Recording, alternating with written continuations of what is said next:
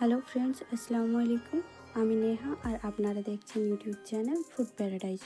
আজকে আমি বানাবো একদম স্ট্রিট স্টাইলে চিকেন পকোড়ার রেসিপি। তো চলুন শুরু করি। প্রথমে একটি বাটির মধ্যে মাংসগুলিকে পরিষ্কারভাবে ধুয়ে নিয়ে নেব।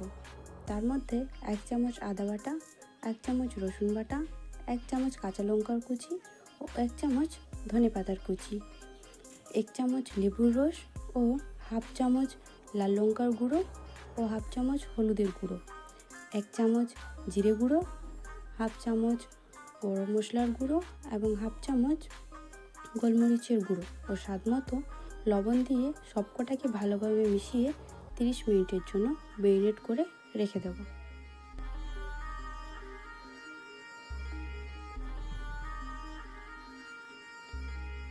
এরপর আরেকটি বাটির মধ্যে 1 কাপ বেসন, 2 চামচ কর্নফ্লাওয়ার এবং 2 চামচ চালের গুঁড়ো, একটি ডিম, সামান্য গরম মশলা এবং সামান্য লবণ ও পরিমাণ মতো জল দিয়ে একটি ঘন ব্যাটার তৈরি করে নেব।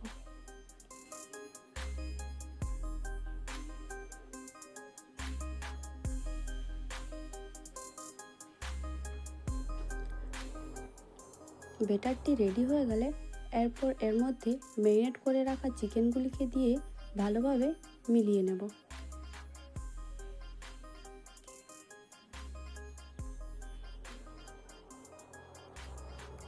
চিকেনগুলিকে ব্যাটারের সঙ্গে ভালোভাবে মিলিয়ে নেওয়ার পর এটিকে রেখে একটি কড়াইয়ের মধ্যে তেল গরম করে মাঝারি আঁচে চিকেন পকোড়াগুলিকে একে একে ফ্রাই হওয়ার জন্য দিয়ে দেব।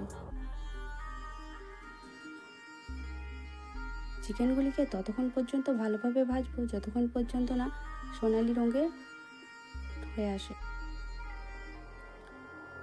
দুই দিক ভালোভাবে ভাজা হয়ে গেলে পকোড়াগুলিকে তুলে নেব। তো রেডি হয়ে গেল আমাদের স্ট্রিট স্টাইলের চিকেন পকোড়ার রেসিপি। ভিডিওটি ভালো লাগলে একটি লাইক করবেন